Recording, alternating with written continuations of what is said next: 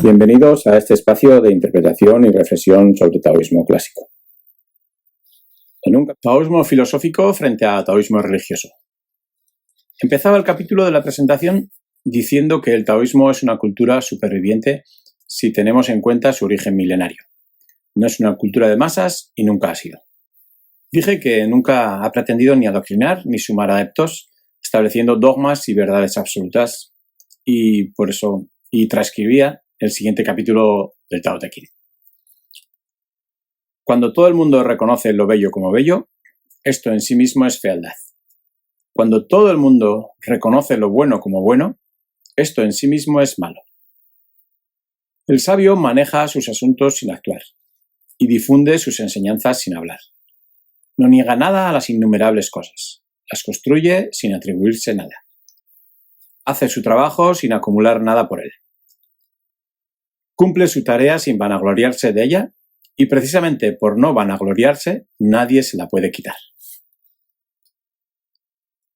En este poema se puede apreciar una actitud claramente contraria al dogma que refleja una de las razones por las que de alguna manera quiero reivindicar un poco el desvincular el taoísmo del concepto religioso occidental, ya que desde el punto de vista de la escuela, el taoísmo se puede considerar filosófico, psicológico, chamánico o incluso religioso, ya que en los miles de años de evolución el taoísmo ha investigado la vida desde todos esos puntos de vista, sin llegar nunca a afirmar que uno de ellos es el verdadero taoísmo. Teniendo esto en cuenta, la reflexión de este capítulo va a estar enfocada sobre todo en las diferencias entre una mirada filosófica o una mirada religiosa, ya que condiciona bastante las prácticas taoístas. La principal diferencia entre el taoísmo filosófico y religioso que aquí expongo son los dogmas. Para el religioso los dogmas son el punto de partida y para el filosófico aceptar el no sé es lo más parecido a un dogma como punto de partida para abrirse a que lo desconocido se manifieste.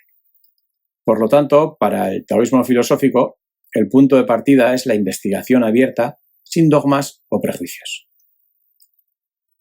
Sin embargo, aunque consideramos el taoísmo clásico como una filosofía, apreciamos el origen religioso del taoísmo, pero entendido de manera diferente a las religiones monoteístas modernas.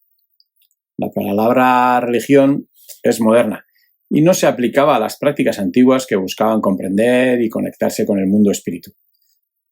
Religare se asocia muchas veces a volver a juntar.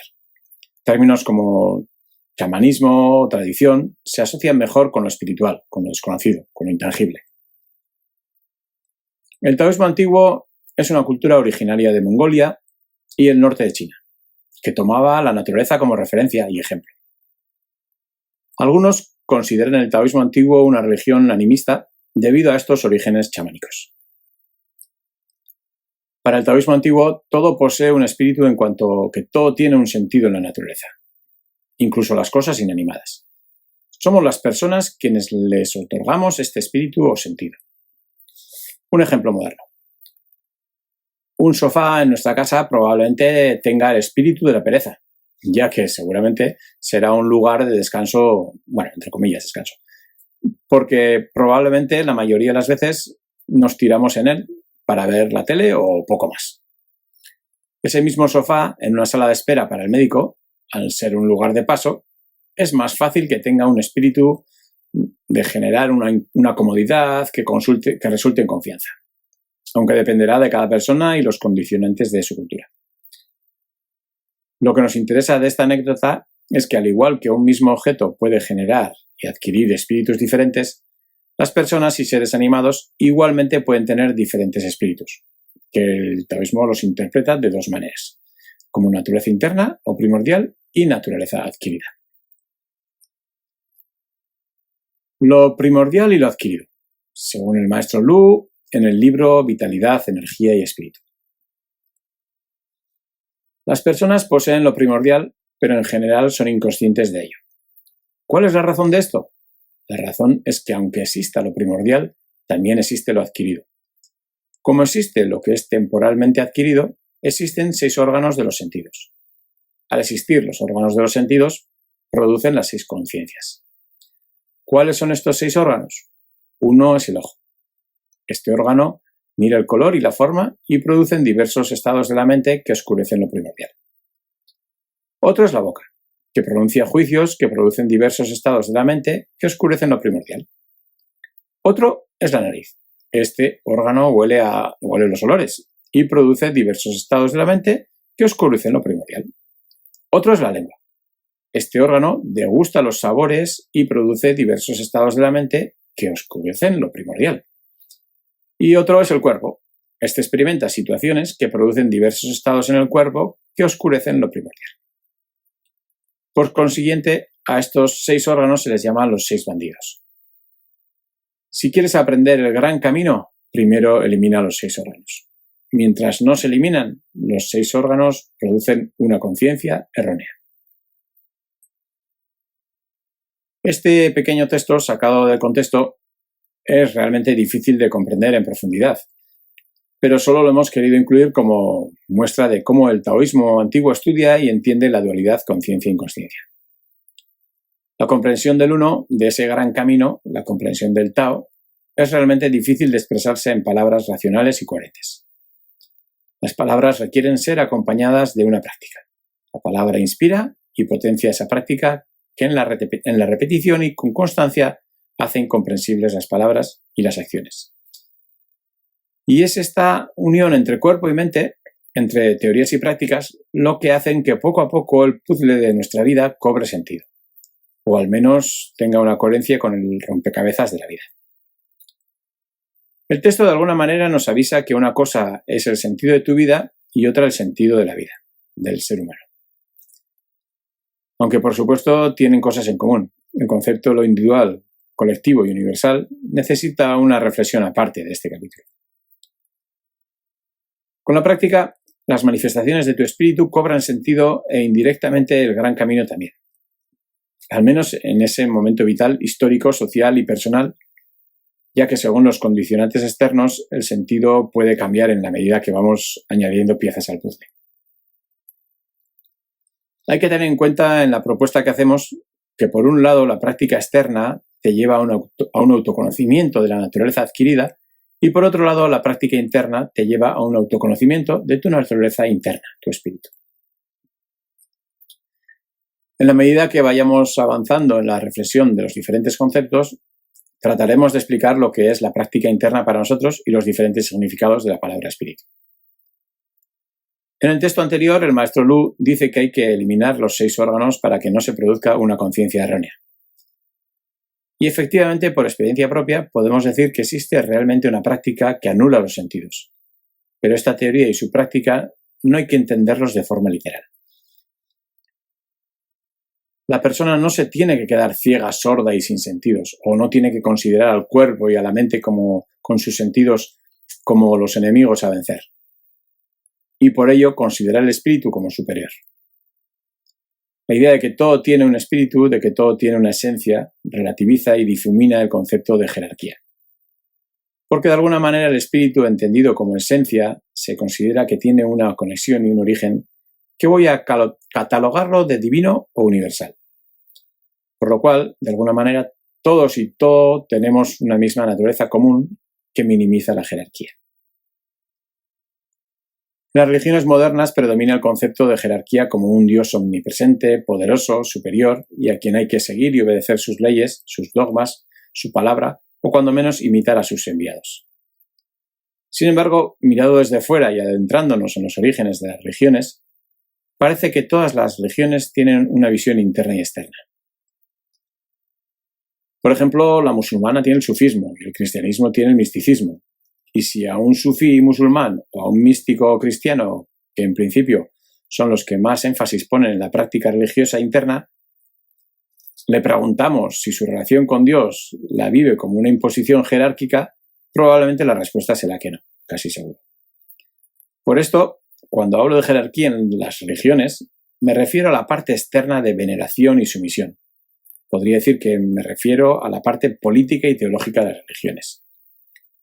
La visión externa de las religiones actuales, que a mi parecer es la predominante, considero que es la diferencia más importante con el taoísmo antiguo.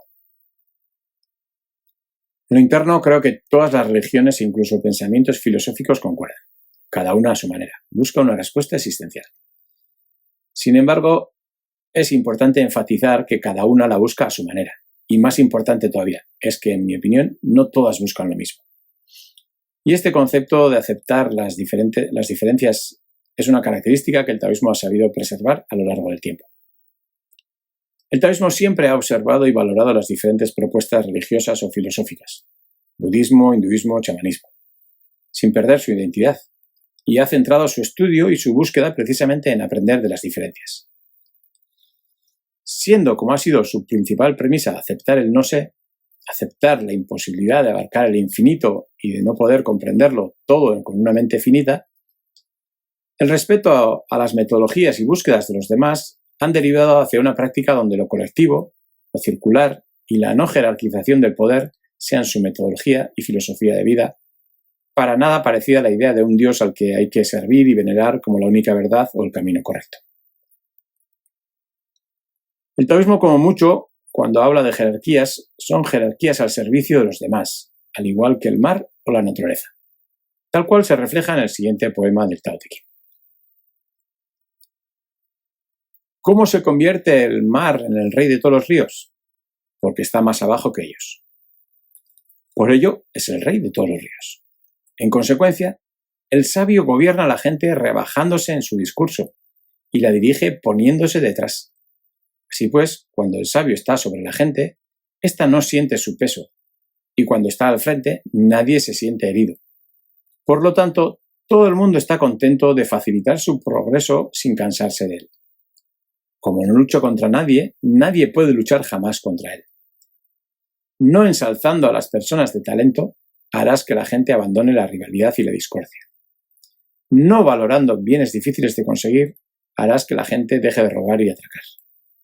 No exhibiendo lo que todos codician, harás que los corazones de la gente permanezcan serenos. Por eso, la manera de gobernar del sabio empieza por vaciar el corazón de deseos, llenar los estómagos de alimento, debilitar las ambiciones y fortalecer los huesos. De este modo, hará que la gente permanezca sin conocimientos ni deseos y cuida de que los que saben no actúen.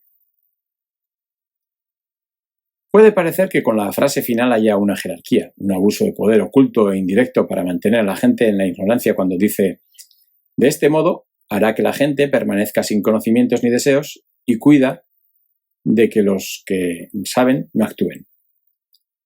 Hace referencia al sabio.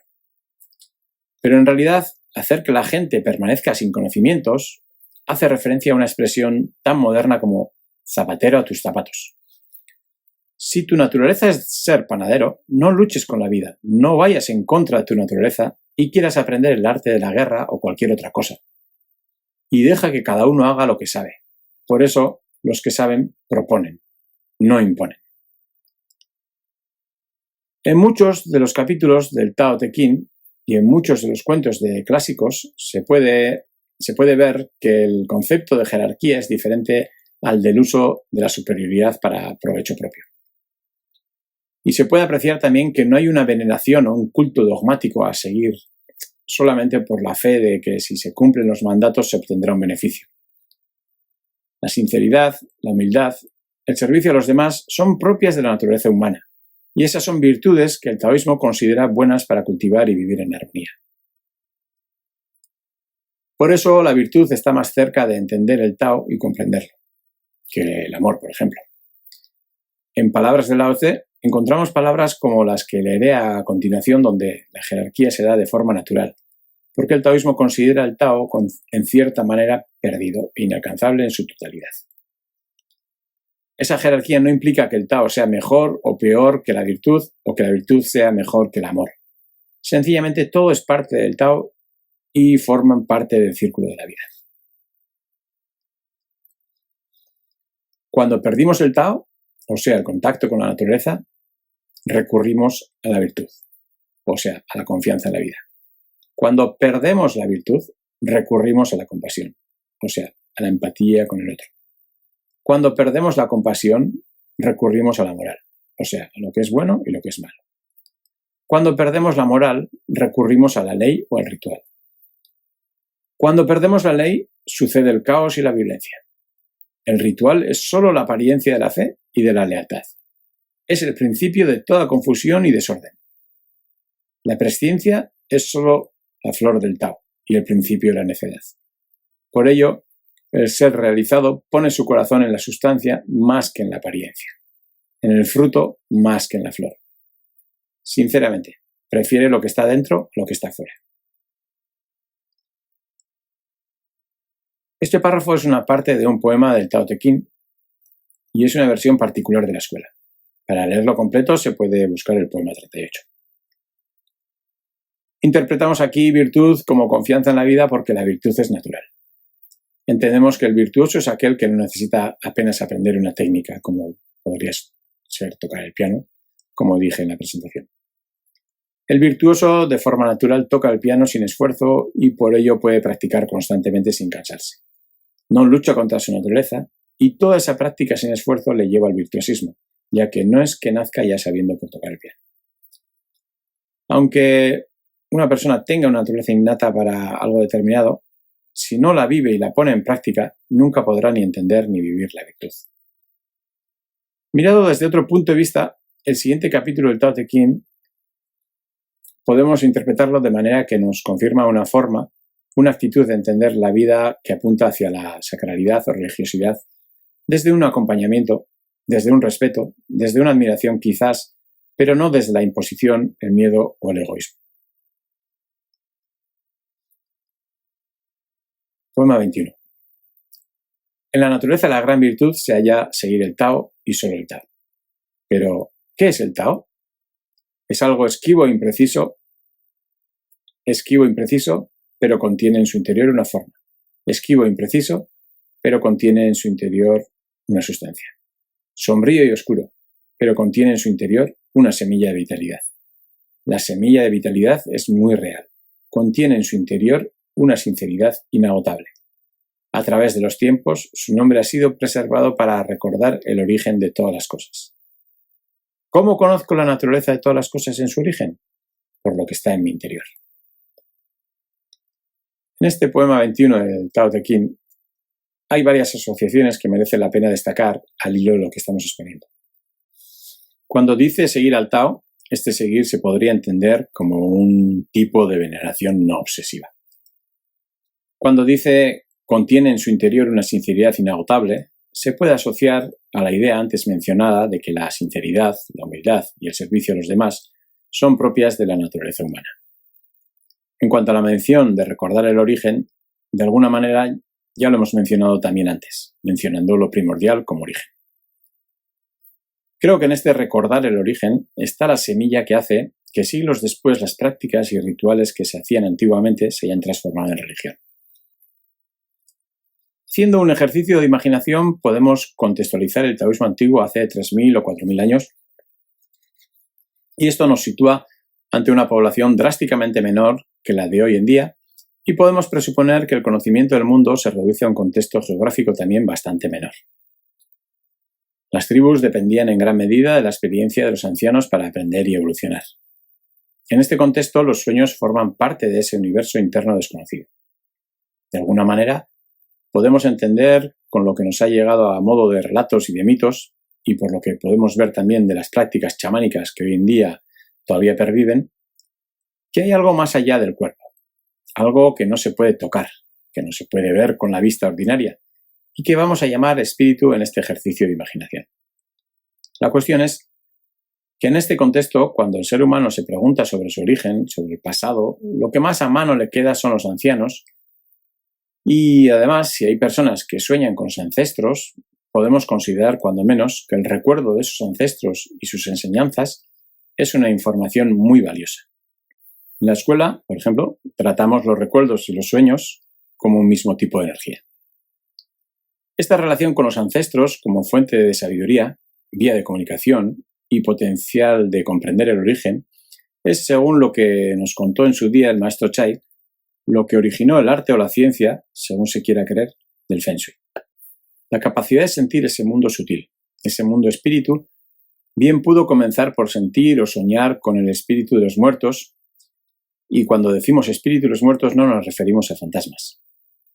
Aunque el taoísmo no niega la existencia de los fantasmas, no es algo que consideren espiritual en cuanto a esencial o importante, en cuanto a estudio y comprensión del Tao, ya que lo consideran algo que se expresa en el plano humano y mental del ser humano.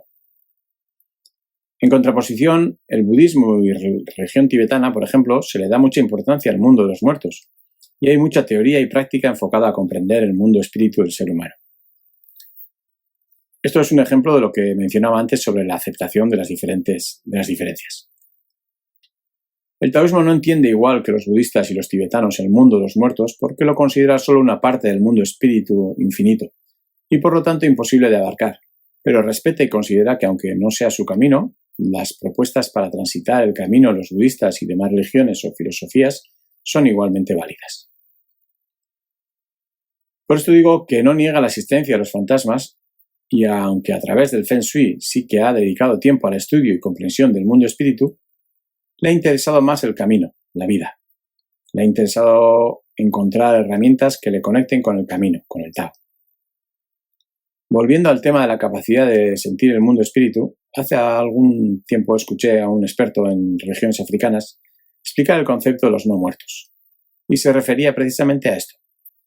Cuando dos personas se encuentran en África y se presentan mencionando toda la genealogía familiar que recuerdan y el pueblo del que son descendientes, es una de las maneras de recordar y mantener viva la sabiduría de los ancestros. Siguiendo con el ejercicio de creer que existe un mundo espíritu, y lo llamo ejercicio por hoy en día hay muchas personas que niegan la existencia de ese otro mundo sutil y lo extrapolan tachándolo de superstición o confundiéndolo con algo divino y superior, para el taoísmo este mundo espíritu no es superior, es sencillamente otro mundo, parte de la naturaleza interna humana. Recordamos que para el taoísmo el ser humano está entre el cielo y la tierra. Es una manifestación más de la conjunción entre estas dos energías, cielo-tierra, que son una manifestación del Tao. La naturaleza es una manifestación del Tao y el hombre a su vez también es una manifestación del Tao a través de la naturaleza. Por esto, en la escuela ponemos énfasis en tratar de sentir y experimentar qué son y cómo se manifiestan esas dos energías de cielo y tierra entre las que nos movemos y caminamos. Confundir la veneración a los ancestros con la espiritualidad hacia Dios como un poder superior. La interpretamos como la consecuencia de empezar a plantear una jerarquía de poder y sumisión. Cuando se considera que todo y todos tienen un espíritu, pero se empieza por ver, por ejemplo, el espíritu del agua, o del sol, o de la tierra como superiores, y se les da la cualidad de dioses, es el momento en que algo natural pasa a ser sagrado y religioso. Y efectivamente, hay un momento en la historia del taoísmo en que los espíritus de la naturaleza se consideraban superiores a los espíritus humanos. Y ahí empiezan las jerarquías, cuando a esos espíritus se les llama dioses y a los dioses se les extrapola y se les otorga el poder de dictar lo que es bueno y lo que es malo. En el momento histórico de pasar de lo natural a lo religioso o sagrado, no encuentro ningún problema en cuanto a considerar la cultura taoísta como religiosa. El problema está en esta extrapolación, en esta exageración, y en darle el poder de dictar lo que es bueno y lo que es malo, que en realidad no es algo que los dioses o espíritus superiores como el cielo o la tierra, por ejemplo, decidieran hacer. Desde mi punto de vista, fueron los humanos, cuando se erigían como chamanes, sacerdotes, reyes, emperadores, representantes de los dioses y jueces de lo bueno y de lo malo, los que establecieron esta energía. Para el taoísmo antiguo, la distinción entre lo bueno y lo malo es una construcción humana que no guarda relación con lo divino ni con lo naturalmente superior.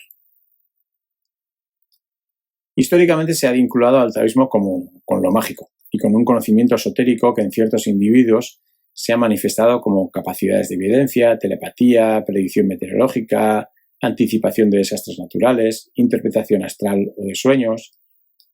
Para el taoísmo antiguo estas no son más que habilidades naturales del ser humano, derivadas de esa capacidad de percibir más allá del cuerpo material, formando parte de ese mundo espíritu.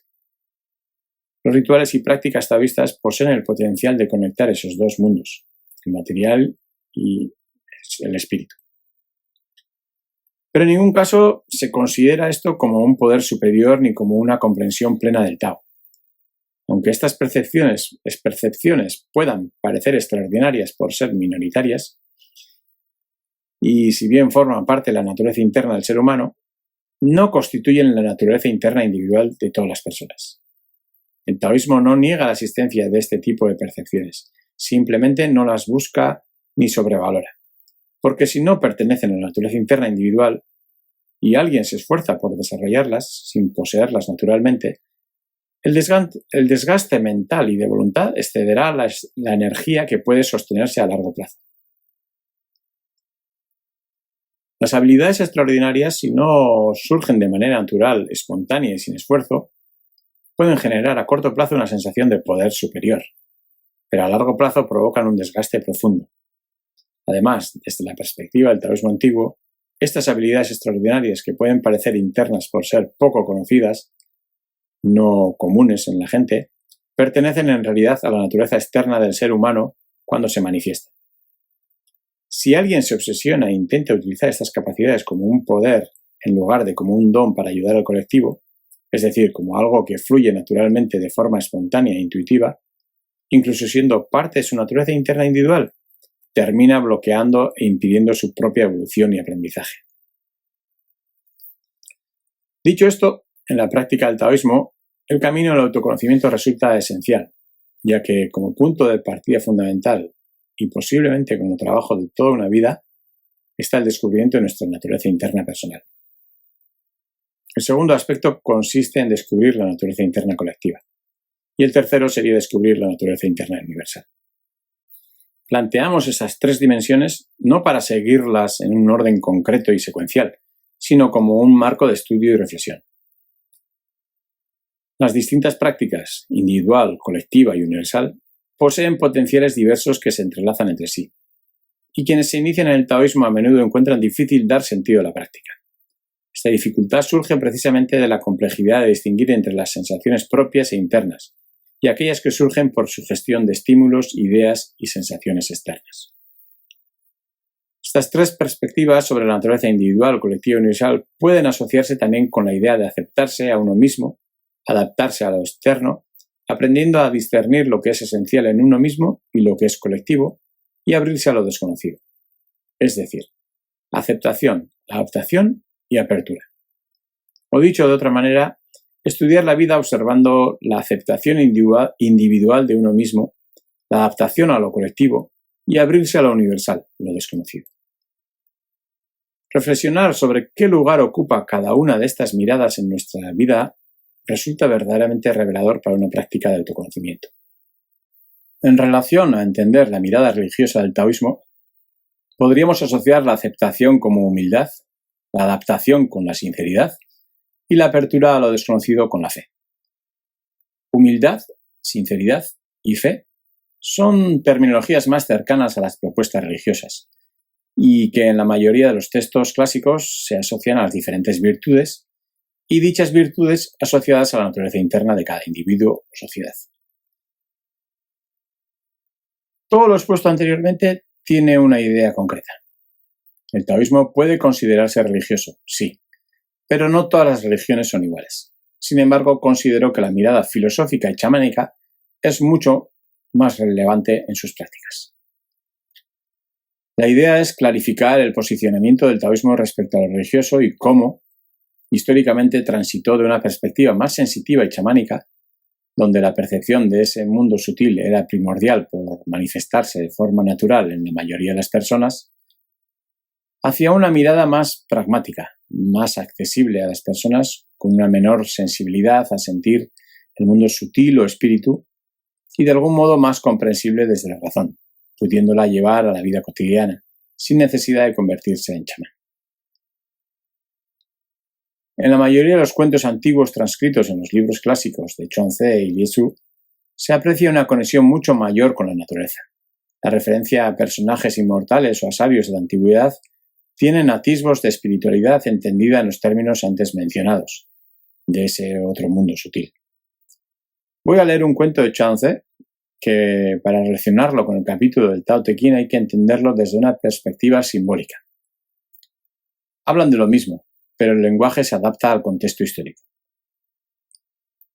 El primero se percibe como una tradición oral y el segundo es como una síntesis escrita donde la escritura y la capacidad de leer empieza a ser más accesible para el pueblo. El primer cuento de Chuang-Tzu puede dar claridad a esta idea de dónde pone el foco el taoísmo clásico en cuanto a lo religioso. ¿De dónde nacen los seres que habitan dentro de los 4 puntos cardinales en el interior de los 6 puntos del espacio? El yin y el yang se corresponden mutuamente, dijo Gran Armonía Imparcial, y mutuamente se cubren y se gobiernan. Las 4 estaciones se suceden unas a otras, y unas a otras se engendran y se destruyen. De ahí viene el deseo y la aversión, la atracción y el rechazo, y también por ello son constantes el unirse y separarse de los machos y las hembras. Seguridad y peligro se suceden mutuamente, desgracia y felicidad mutuamente se engendran, lentitud y celeridad una a otra se tocan, y así es como se producen uniones y separaciones. Son estos nombres y realidades que se pueden distinguir, y esencias sutiles que se pueden registrar. Obedecen a la ley de un orden temporal, nacen y se transforman en su movimiento. Llegando a su término, retoman y cuando acaban vuelven a empezar. Tal es la existencia de los seres, lo que la palabra puede cabalmente expresar y el entendimiento alcanzar se haya limitado al ámbito de los seres. El hombre que ha aprendido el Tao nunca busca dónde los seres se extinguen, ni se esfuerza por averiguar cuál es su origen. Ahí termina su lógico discurso. Hay algo que mueve y dirige, se basa en la realidad. No hay nada que actúe, se basa en la vacuidad. El nombre de Tao solo es un nombre prestado. Hay algo que mueve y dirige y no hay nada que actúe. Se limitan al pequeño rincón de los seres. Página 118 del libro 25 de Zheyan, en el capítulo 11. De Chuang-Tzu. Hoy en día se escucha mucho soy un buscador eterno. Lo importante es la búsqueda continua. Y 1000 expresiones más con las que en principio podríamos estar de acuerdo en cuanto a que todos tenemos una inquietud interna y en cierto modo todos somos buscadores. Sin embargo, observamos que cuando esta búsqueda se asocia con un camino espiritual que en muchas ocasiones se califica de superior respecto al cuerpo y a la mente, o sencillamente superior, se vive como si lo aprendido teóricamente fuera una conciencia más abierta, más amplia y por ello superior. Creo que en el cuento anterior queda bien claro que todo lo que tenga que ver con lo humano se puede estudiar, aprender y experimentar. La búsqueda, el autoconocimiento son el camino para descubrir el origen del espíritu humano, no así el camino para conocer el origen de la humanidad. Para el taoísmo, lo humano se puede estudiar y aprender. Lo infinito y por ello superior no se puede ni aprender ni buscar. Como mucho se puede percibir un atisbo de lo que es, sintiendo sus manifestaciones, pero no aprender ya que no tiene límite. El taoísmo considera que el ser humano tiene un espíritu y lo desconocemos casi todo de él. Investigar sobre la naturaleza interna de cada uno y dejar que se exprese es el camino que propone, para de alguna manera entender la conexión que tenemos con la naturaleza, con lo terrestre y con lo celeste, con el Tao. Para el taoísmo antiguo, después de investigar sobre la inmortalidad, el origen y la existencia del ser humano, la conclusión fue que no tiene sentido investigar y querer comprender con la mente, lo que no es mental. Y para el taoísmo el espíritu humano es mental, expresado en un cuerpo, y por esto no considera todo lo referente al espíritu humano como la espiritualidad universal que te lleva a la conexión con la unidad, Tao, sino como algo puramente humano, aunque sea inconsciente y desconocido. Incluso aunque se considere la mente inconsciente e infinita, en el momento en que intentamos definirla, deja de ser el Tao. Para el taoísmo, ya sea consciente o inconsciente, la mente siempre será solo una parte del Tao. Evidentemente, estas afirmaciones necesitarían definir las palabras, ya que no todo el mundo entiende lo mismo por espiritualidad. Volviendo a la idea de la naturaleza, podemos establecer que la referencia fundamental para el taoísmo no es una persona iluminada que ha alcanzado la comunión con Dios como podría ser Jesús o Buda. Sus acciones en vida, sin embargo, sí que podrían considerarse sugerencias de estudio y propuestas de experimentación. Para el taoísmo, la referencia en el plano humano no son personas concretas, por muy sabios o iluminados que se les haya considerado, ya que por de pronto ni la iluminación ni la sabiduría se consideran como individuales, sino como colectivas. Según muchos estudiosos, Lao Tse no era una persona, era un colectivo. Por esto, para el taoísmo, la referencia es la naturaleza en su plenitud como una manifestación del Tao, y el ser humano solo es considerado como una manifestación más de la naturaleza. Ambas manifestaciones tienen en común la dualidad interno-externo. Lo interno es ese mundo espíritu, y recordemos que para el taoísmo todo y todos tienen un espíritu. En el cuento anterior, los personajes son la gran armonía imparcial, son seguridad y peligro, son desgracia y felicidad. Incluso las emociones son tratadas como espíritus relacionados con la humanidad, evidentemente en sentido metafórico o simbólico, pero parte de la vida o de la dualidad. En la escuela nos gusta decir que el taoísmo es más cuestión de actitud que de fe ciega o moralidad, aunque la fe también exista y tenga su peso. Nos gusta decir que el taoísmo es más una cuestión de visión positiva de la vida como creadora de vida y de confianza en la vida. Nos gusta tratar de ver el lado positivo de cada persona, más que la crítica de lo que está bien y lo que está mal.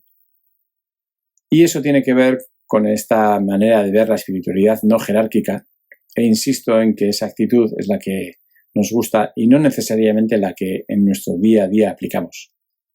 Ver la naturaleza de las personas y sentir su naturaleza es todo un reto de la práctica y un proceso, y el reto todavía es mayor cuando tratamos de que nuestra actitud sea como la del hexagrama trueno de Ricci. Una actitud capaz de ver o aprender algo positivo, incluso de lo negativo. En el siguiente capítulo del Tao Te Ching podemos ver cómo la jerarquía que se establece en la naturaleza humana no tiene que ver con la jerarquía del todopoderoso creador, lo cual hace que desde el punto de vista de la filosofía taoísta no se plantea la idea del bien y el mal moralista como recompensa o castigo, sino como una cuestión de actitud respetuosa y horizontal hacia todos y todo. Una vez más, el círculo. Poema 19. Renuncia a la sabiduría, abandona el ingenio y la gente saldrá ganando con creces. Renuncia a la benevolencia, abandona la justicia y la gente volverá a sus sentimientos naturales. Renuncia a la astucia, abandona la agudeza y los ladrones y malhechores dejarán de existir. Estos son los tres surcos del Tao y no son suficientes en sí mismos. Por ello, han de subordinarse a un principio superior. Ve lo simple y abraza lo primordial. Disminuye el yo y modera los deseos. En este poema de una época más cercana a la nuestra, la mención al abrazo de lo primordial no es tan sutil y metafórico como en el primer cuento de una época más antigua, y el lenguaje es más conciso y concreto, pero ambos se remiten al origen como referente, y ese principio se considera superior, pero sobre todo por su cualidad de hacer que los opuestos duales no sean antagónicos, sino complementarios, y lo disperso de manera ilimitada, lo infinito, pueda considerarse una unidad. Sirva como explicación este otro cuento de Chuanzi. Shun preguntó a Shen: ¿puedo obtener el Tao y hacerlo mío? Si ni aun tu cuerpo es tuyo, le respondió, ¿cómo podrá serlo el Tao? Si mi cuerpo no lo es mío, dijo Shun, ¿de quién es? El cielo y la tierra, le respondió, son quienes te han confiado ese cuerpo. Tu vida no es tuya, sino que es la armonía que te han confiado el cielo y la tierra. Tu naturaleza no es tuya, sino que es el acomodamiento que te han confiado el cielo y la tierra.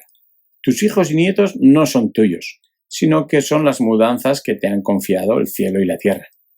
Por eso, cuando andas, no sabes a dónde vas. Cuando te quedas, no sabes dónde agarrarte.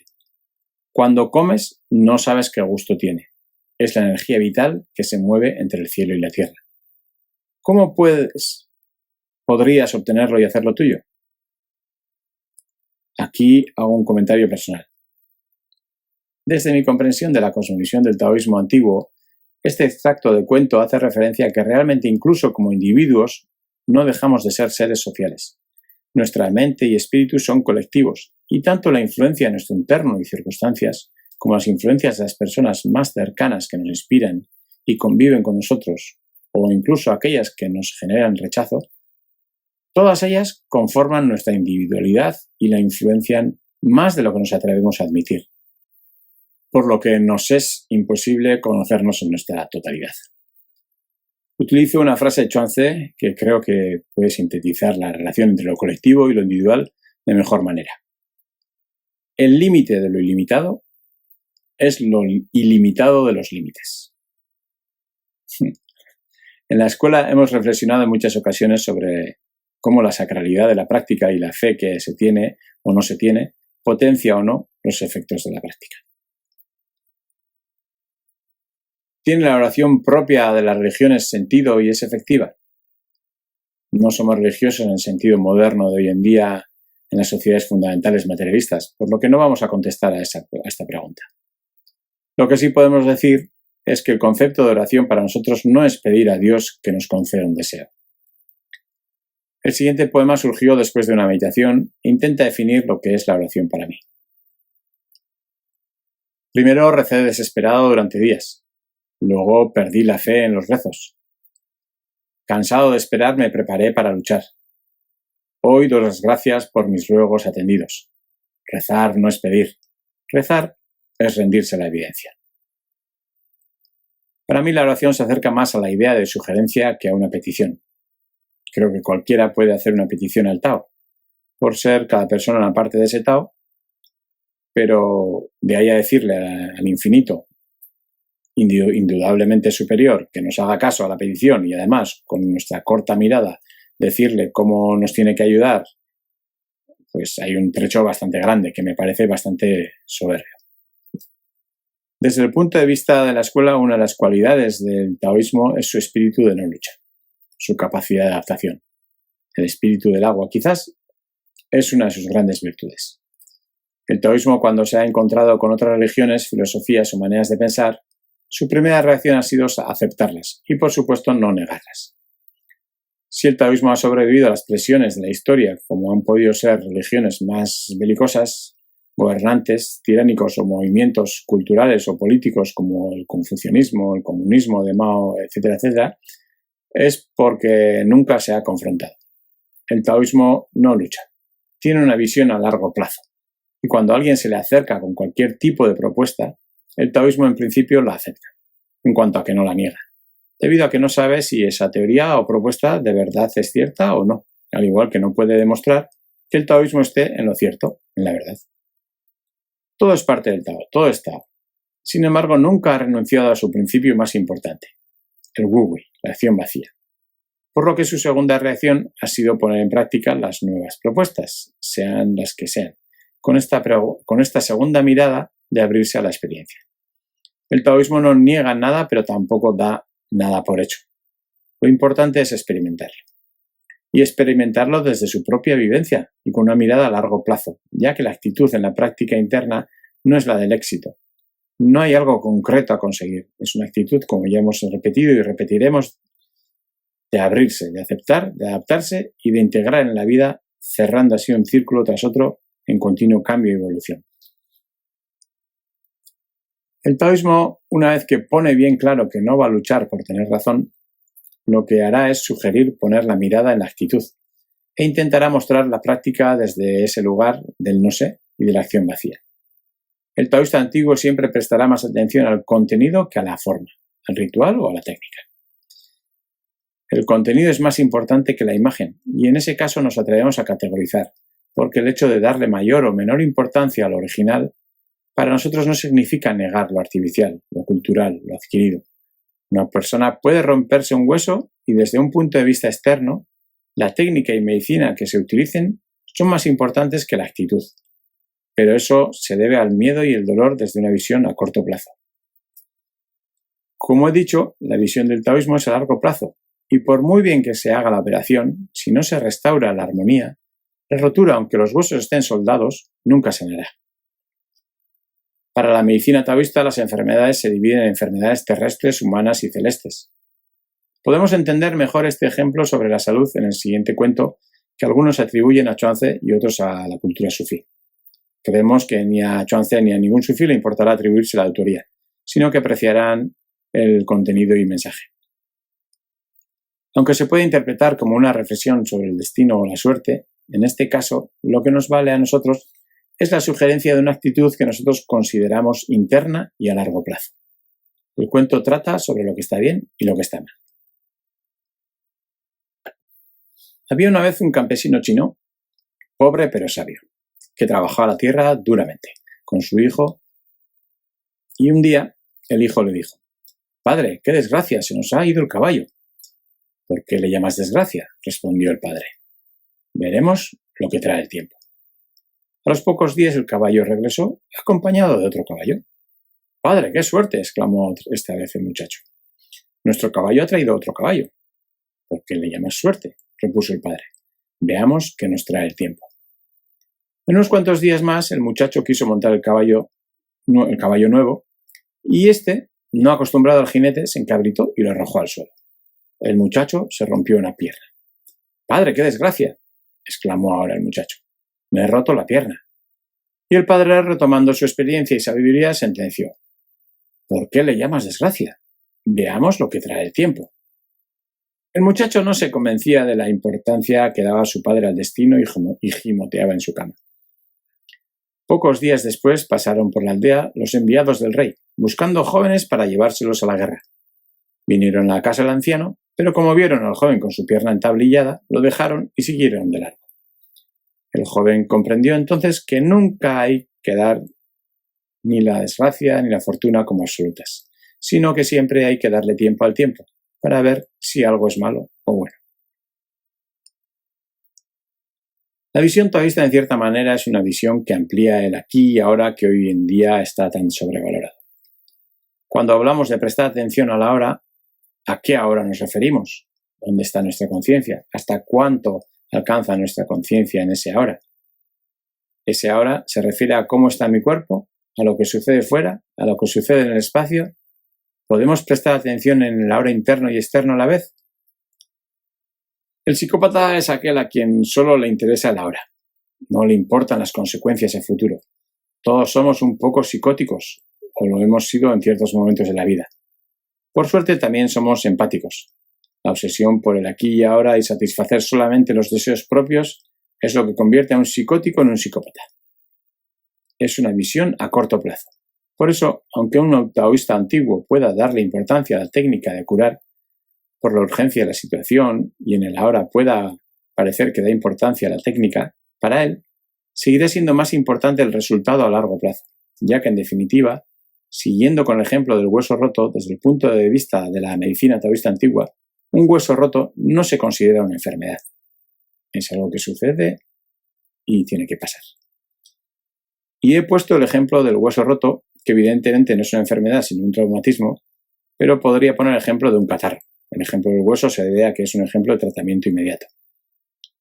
Hay una expresión en la cultura taoísta que dice: «haré mi mejor esfuerzo». El concepto del intento puede expresar bastante la idea de la actitud de la medicina taoísta, por ejemplo.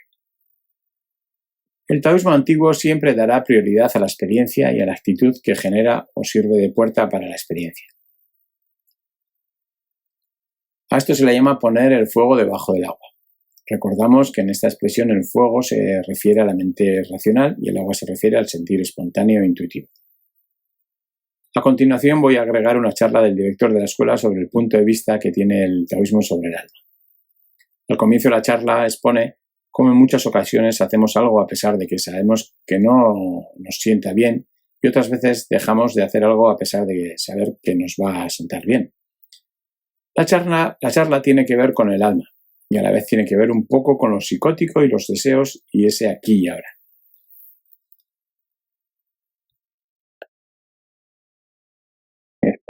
Recién hablaba con un alumno que me vino a visitar que le costaba hacer el hábito de la meditación, ¿viste?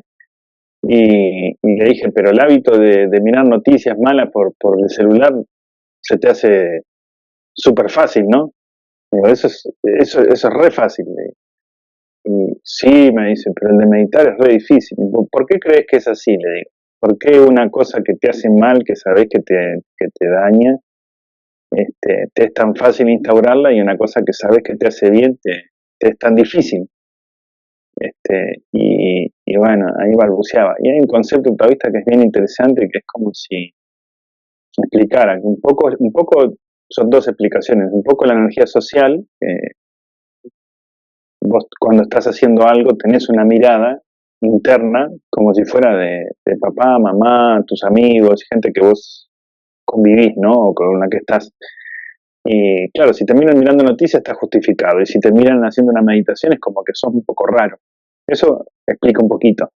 Pero lo otro es nosotros tenemos como dos energías. En la medicina taoísta se habla del alma Jun y el alma Po. El Jun es la que quiere vivir y la Po es la que quiere morir. Entonces hay energías nuestras que quieren ir hacia la muerte. No es que son negativas o son malas o tienen una naturaleza demoníaca, según el taoísmo. Esas energías simplemente quieren morir, quieren dejar de estar, entonces se quieren entregar a la tierra. Y la otra, que es el alma Jun, es la que quiere vivir, ¿no? Quiere vida. Entonces, en todos los procedimientos, en la alquimia taoísta y demás, para que la que quiere morir desaparezca. Y ese es el concepto de inmortalidad. Cuando esas tendencias no están más en la psiquis, entonces esa sería una explicación fisiológica de la inmortalidad, ¿no? Por supuesto no existe la inmortalidad física según el taoísmo, igual te morís, porque hay otros procesos que te llevan a la muerte, pero te irías muriendo corporalmente sin que tu espíritu se entregue a una decadencia, ¿no? Ese sería el concepto.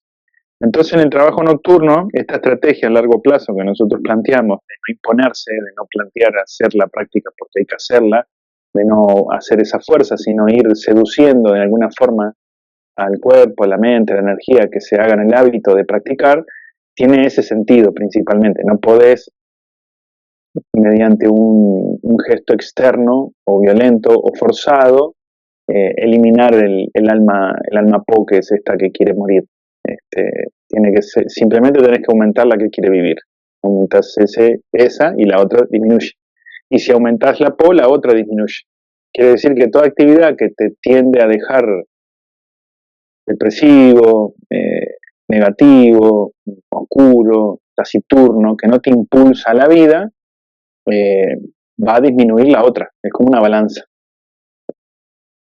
2 horas de televisión y helado te dejan con menos ganas de hacer movimiento físico, se va a ir disminuyendo cada vez más, cada vez más, cada vez más, cada vez menos Si la práctica nocturna, salir a caminar al bosque, ir en bicicleta, ir a charlar con unos amigos, ir a bailar, ir a mirar un atardecer, aumenta el alma Jun, esta se disminuye, simplemente se mecaniza. Entonces, tratar de hacer la práctica, sí, tipo decir, bueno, tengo que hacer la práctica, no aumenta el alma Jun, digamos, no aumenta esa energía que quiere vivir. Aumenta esa energía que quiere vivir, ir a la práctica habitualmente con un cierto sentido de goce interno, ¿no? De preferencia. En vez de estar mirando noticias, me siento a practicar. Eso sí. Creo que se puede apreciar como un concepto bastante ligado con lo religioso o mundo espiritual, como lo es el alma, en el taoísmo se trata como un tipo de energía inherente al ser humano, no especialmente sacralizado.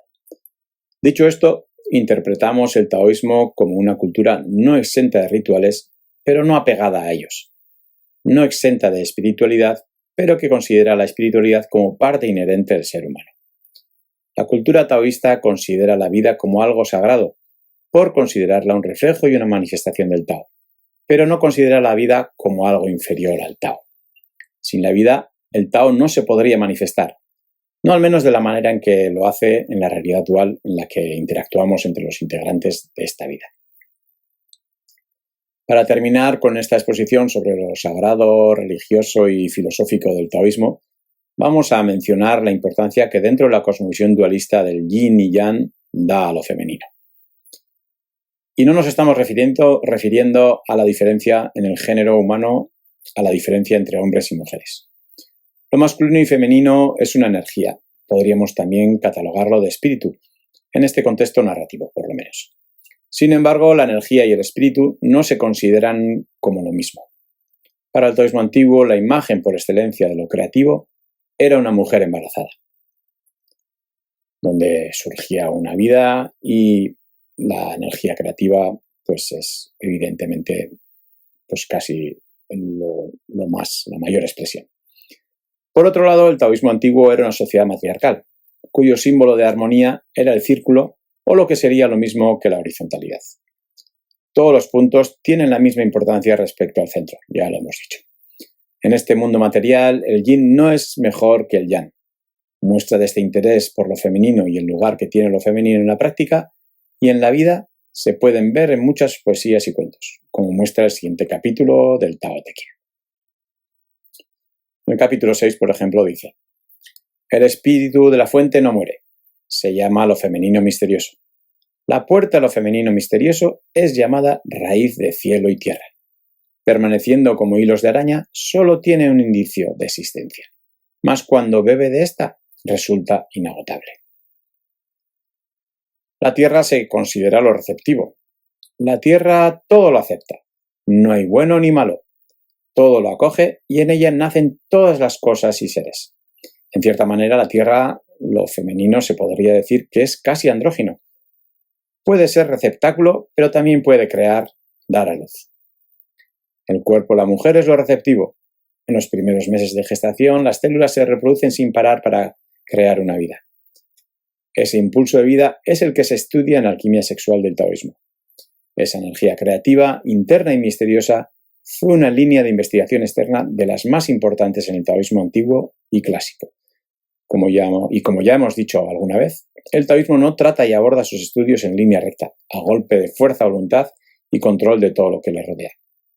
El taoísmo no busca directamente, sugiere, experimenta y observa. El taoísmo propone abrirse desde una actitud receptiva, una actitud claramente femenina.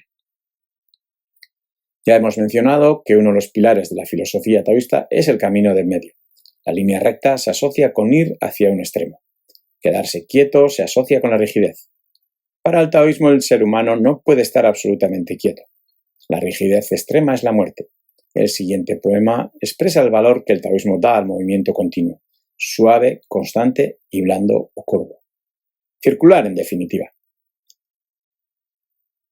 Cuando una persona está viva, es blanda y flexible.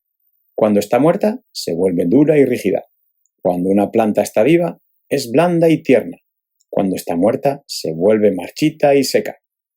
Por ello, lo duro y lo rígido son compañeros de lo muerto. Lo blando y lo flexible son compañeros de lo vivo. Así pues, un ejército poderoso tiende a caer por su propio peso, al igual que la madera seca está lista para el hacha. Lo grande y poderoso será colocado abajo, lo humilde y débil será honrado. Para el taoísmo, el origen de la materialidad, de la dualidad cuerpo-mente, es femenino. Leemos un último capítulo sobre la visión de lo femenino. El capítulo 28 dice: conoce lo masculino, mantente en lo femenino y sé el arroyo del mundo. Ser el arroyo del mundo es caminar constantemente por el sendero de la virtud sin desviarse del mismo y retornar de nuevo a la infancia. Conoce lo blanco, mantente en lo negro y sé el modelo del mundo. Ser el modelo del mundo es caminar constantemente por el sendero de la virtud sin errar un solo paso y retornar de nuevo a lo infinito. Conoce la gloria, mantente en la humildad y sé la fuente del mundo. Ser la fuente del mundo es vivir la vida fértil de la virtud y retornar de nuevo a la simplicidad primordial. Cuando la simplicidad primordial se divide, se convierte en recipientes útiles, que en manos del sabio se transforman en funcionarios. Por ello, un gran sastre da pocos cortes. No podemos dejar de mencionar en este capítulo sobre la influencia religiosa en el taoísmo antiguo y filosófico que para nada criticamos o menospreciamos el taoísmo religioso moderno. Nos parece una parte de la evolución. Sencillamente creemos que los templos taoístas que surgieron no hace más de 500 años fue un camino que decidieron seguir aquellas personas que tienen una cualidad y virtud muy importante, la fe. Para nosotros no es la única virtud, ni la más importante, pero la falta de fe es una gran losa que el practicante moderno tiene que superar a base de experiencia. En palabras un poco más científicos, son nuestros sistemas de creencias los que muchas veces nos impiden avanzar. En nuestra opinión, basar la práctica solo en la fe y la respuesta de las prácticas es igualmente una losa que impide la apertura incondicional que requiere la práctica del taoísmo. En los dos casos, la fe o la falta de fe se pueden convertir en un obstáculo, y no decimos que sean siempre un obstáculo, sino que la apertura requiere una proporción justa de fe que en cierta medida nos anima y motiva, y una proporción justa de recelo que nos hace distinguir entre lo que es intuitivo y espontáneo de la fantasía creada por la sugestión, ya sea una sugestión propia o extraña, no importa. Las sensaciones creadas por sugestión no tienen para nosotros la misma validez que lo espontáneo o intuitivo, que valoramos como naturaleza interna. Para superar esos dos obstáculos, la respuesta siempre es la misma: práctica constante. Y hemos de reconocer que a la hora de practicar, los templos facilitan una dinámica constante, y el trabajo que hacen muchos monjes que viven en los templos es elogiable. Para los practicantes que no viven en un templo, la mayor dificultad es integrar la práctica en la vida. Pero precisamente esa era y es una de las premisas más importantes del taoísmo antes de que surgieran los templos, lo religioso. Descubrir en la vida lo que uno es y vivirla, en lugar de vivir la vida como a uno le gustaría ser. Descubrir la naturaleza interna de cada uno tiene también ese sentido: dejar que mi naturaleza interna se manifieste en mayor proporción, para vivir la vida como lo que somos y no como lo que nos gustaría ser. Como resumen de este intento de contextualizar, de tratar de situar la práctica del taoísmo entre lo filosófico y lo religioso, entre lo sagrado y lo profano, entre lo espiritual y lo material, entre el cuerpo y la mente, entre la mente y el espíritu, entre lo esotérico y lo esotérico, entre lo interno y lo externo, entre el yin y el yang, podemos decir que no son más que palabras que a lo largo del tiempo las diferentes culturas, religiones han utilizado para tratar de explicar lo mismo, y que en el taoísmo ha recibido la expresión el camino del medio, y que se estudia aplicando el concepto de centro. Matizando un poco esta expresión del camino del medio, necesitamos explicar dos conceptos muy importantes en el taoísmo: el ancla y el talismán. Pero en realidad lo vamos a dejar para otro momento. Ahora, como apunte, diremos que estos dos conceptos se relacionan, pues el ancla con la idea de centro y el talismán con la naturaleza interna. Mencionamos esto porque el camino del medio siempre hace referencia a esa dualidad que hace un momento hemos recorrido en todas esas palabras de polos opuestos, que en todas las culturas y tradiciones al final se ven como complementarias. Esas palabras de polos opuestos que el ser humano inquieto ha tratado de conciliar y estudiar desde su complementariedad. El siguiente poema del Tao Te Ching insinúa este camino de en medio y dice así: el Tao dio a luz el uno dio a luz al dos, el dos dio a luz al tres, y el tres dio a luz a las innumerables cosas. Las innumerables cosas llevan el yin a sus espaldas y abrazan el yang, y su armonía vital deriva de la mezcla adecuada de los dos alientos vitales. ¿Qué puede ser más detestado por los seres humanos que ser desvalidos, ignorantes e indignos? Y sin embargo, estos son los mismos nombres que los príncipes y señores se dan a sí mismos. En verdad, se puede ganar a través de la pérdida y se puede perder a través de la ganancia. Dejadme repetir lo que alguien me ha enseñado: una persona violenta acabará con un fin violento. Cualquiera que afirme y cumpla esto puede ser mi padre y maestro. Me permito también aquí una pequeña interpretación parcial. Una vez más, también aquí se puede apreciar la importancia del círculo y la de mantenerse en el centro, debido a un origen común. Todos somos uno. La idea de ciclo donde no se sabe cuándo se empieza y cuándo se termina. Una vez más, todos los puntos tienen la misma importancia respecto al centro. El camino del medio, donde se relativiza lo bueno y lo malo, la pérdida y la ganancia. Hacia cualquier extremo que se enfoque la vida, nos aleja del centro. Y también, aunque más sutilmente, se toca el concepto de naturaleza interna y lo importante de las diferentes actitudes que te acercan o separan del centro. Podríamos seguir mencionando más cuentos y poesías que avalan este pensar filosófico con un origen religioso, pero son muchos conceptos y términos que necesitan una explicación para que no resulten confusos. Ya lo hemos explicado un poquito antes. De hecho, somos conscientes de que el capítulo ha quedado denso y con muchos conceptos e ideas que necesitarían una explicación e interpretación más profunda. En este capítulo de contextualización hemos intercalado muchos poemas y cuentos que por sí solos necesitarían una reflexión y estudio mucho más importante. Pero la idea no ha sido que se comprendieran los textos en sí, que como ya dijimos en la presentación, la manera de estudiarlos no es interpretarlos literalmente, sino dejar que resuenen en nuestro inconsciente. La idea ha sido que se pueda entender que lo que nos inspira y hay de fondo en nuestras reflexiones e interpretaciones tiene su origen en estos textos clásicos. A la hora de preparar el tema, debido a la cantidad de asociaciones y estudios que el ser humano ha hecho sobre sí mismo, es irremediable que nos surjan preguntas nuevas o nuevas maneras de mirar y comprender esas ideas. Por ejemplo, cuando hablamos de espíritu, ¿cuál es el espíritu de la naturaleza? ¿Tiene un solo espíritu o varios? ¿Es lo mismo espíritu que naturaleza interna? ¿O sencillamente qué es espíritu?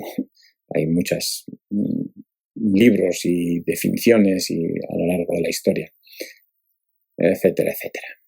En general, cuando abordamos un tema, como todos están relacionados, un tema nos lleva a otro tema y ese otro tema a otro. Y por ello no pretendemos dar una respuesta definitiva, sino una respuesta abierta que lleve a la reflexión. Creemos que es la práctica constante la que aporta la conexión de todas estas asociaciones que pueden al principio dispersar la comunicación y la transmisión y hacerla un poco confusa. Invitamos al oyente a que no se preocupe por si lo ha entendido todo. Si algo resuena en su interior, ánimo y paciencia para iniciar el camino y el proceso. También por esta razón repetiremos muchas veces los conceptos desde nuestra interpretación. Pero todo esto solo como ejercicio mental que propone la escuela. El trabajo físico tiene que ver con aprender a sentir de una manera más amplia y el trabajo mental tiene que ver con provocar preguntas que generen reflexiones y no conclusiones. Así pues, la sinceridad es muy importante si nos planteamos un estudio sobre mi espíritu o sobre mi naturaleza interna. Creemos que encontrar claridad entre lo que somos y lo que nos gustaría ser es uno de los ejercicios más importantes para el autoconocimiento, al menos desde el punto de vista del taoísmo, debido a que, como hemos dicho antes, uno de los espíritus del taoísmo es no luchar en contra de la corriente de la vida. Así pues, antes de abordar temas tan amplios como la alquimia, el Lao Chi Kung, la meditación, el trabajo nocturno, el ancla, los talismanes, en los próximos capítulos abordaremos conceptos un poco más básicos, como el círculo, el centro o los tres tesoros, que son vitalidad, energía y espíritu, de forma independiente tras estos tres términos. También es cierto que tratando de que el podcast mantenga de alguna manera esa actitud y capacidad de adaptación, quizás intercalemos algunos capítulos que surjan en la dinámica de la práctica de la escuela, como pueden ser las diferentes preguntas y dudas que se generen por estos audios. Decir también que se puede conseguir la transcripción del episodio en Apple Podcasts. A veces es más fácil asimilar los textos cuando se leen al ritmo propio. Hay una expresión que nos gusta mucho asociada a esto de leer al ritmo propio, que dice respirar los textos. Hasta aquí este segundo capítulo. Nos despedimos y esperamos vuestras preguntas y comentarios, que son los que mantienen la práctica abierta y que podéis hacer a los siguientes correos o en el mismo podcast. juanjo@aranean.com o a hola@escuelataoísta.com. Un abrazo y hasta pronto.